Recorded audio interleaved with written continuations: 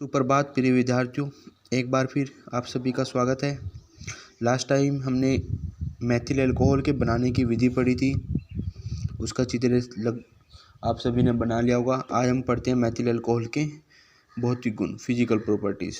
तो कैसे, यानी कि क्या किस प्रकार का होता है, कैसी इसमें से गंध आती है, कितने टेम्परेचर पर ये उबलने लगता है, किस में विलयन घुलनशील होता है। तो सबसे पहले पॉइंट नंबर 1, मैथिल अल्कोहल एक रंगहीन स्प्रिट जैसी गंध वाला द्रव होता है।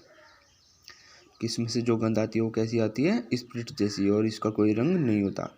पॉइंट नंबर 2, इसका क्वथनांक। क्वथनांक का मतलब क्या होता है? बॉइलिंग पॉइंट, जिस पर वह उबलने लगता है, वो कितना होता है? 64 डिग्री सेल्सियस होता है। पॉइंट नंबर 3, यह जल तथा कार्बनिक विलायकों में विलय होता है, यानी कि जो जल में और तथा अन्य विलायकों में घुल जाता है। अगर इसको आप जलाते हैं तो नीली ज्वाला के साथ जलता है। यहाँ पर आपका अल्कोहल कंप्लीट होता है, क्योंकि हमारे चैप्टर का नाम है अल्कोहल, फिनोल तथा ईथर। तो अल्कोहल हमारा कंप्लीट हुआ, और अब हमारा बी पार्ट है इसका, फिनोल। तो फिनोल क्या होता है? सबसे पहले हम इसकी परिभाषा पढ़ते हैं।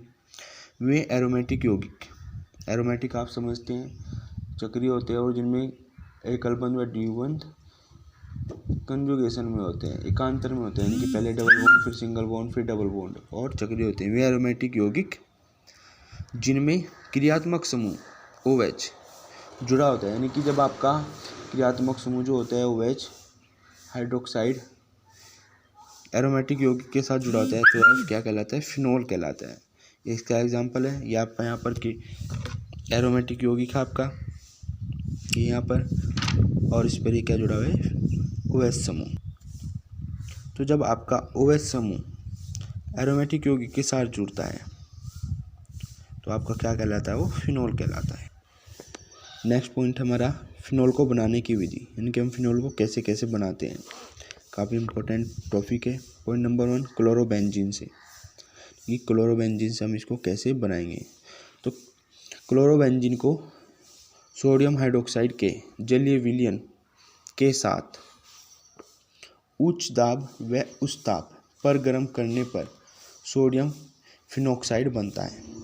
कि जब सोडियम हाइड्रोक्साइड और फिनोल की अभिक्रिया क्लोरोबेंजीन की अभिक्रिया करेंगे तो सबसे पहले क्या बनेगा? सोडियम फिनॉक्साइड बनता है, जिसका जल अपघटन की हाइड्रोलिसिस करना है, उसका करने पर फिनोल बनता है। तो ये अभिक्रिया आपका एक क्लोरोबेंजीन है, C6H5Cl ऐसे भी लिख सकते हैं, या आप स्ट्रक्चर द्वारा ऐसे भी लिख सकते हैं।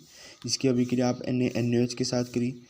हाई टेम्परेचर और हाई प्रेशर रखना है आपने 300 डिग्री सेल्सियस पर। तो जैसे ही आप इसकी अभिक्रिया करेंगे तो यहाँ से HCl बाहर निकलेगा और आपका सोडियम फिनॉक्साइड बनेगा, C6H5ONa। फिर इसकी आपने अभिक्रिया करनी है जल के साथ, इसका हाइड्रोलिसिस करना है। तो जैसे ही आप इसका हाइड्रोलिसिस करेंगे तो आपके पास फिनोल बन जाएगा, C6H5।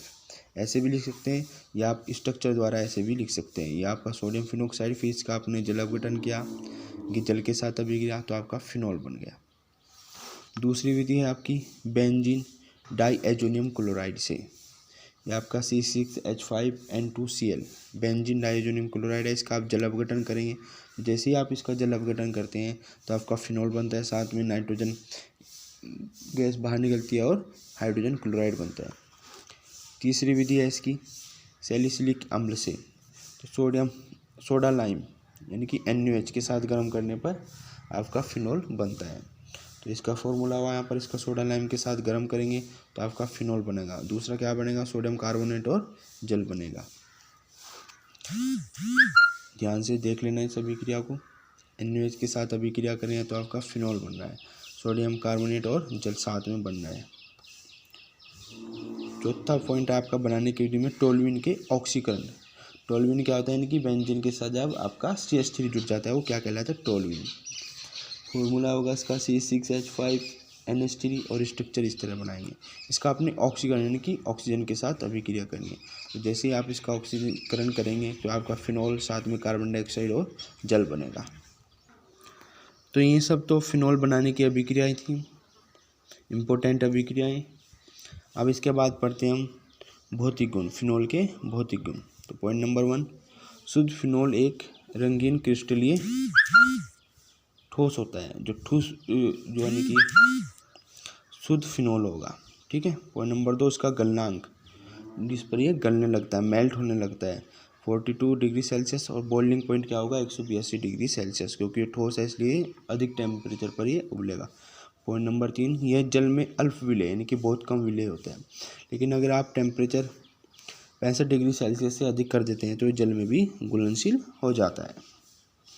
नेक्स्ट टॉपिक हमारा है रासायनिक गुण, वो नेक्स्ट वीडियो में हम पढ़ेंगे।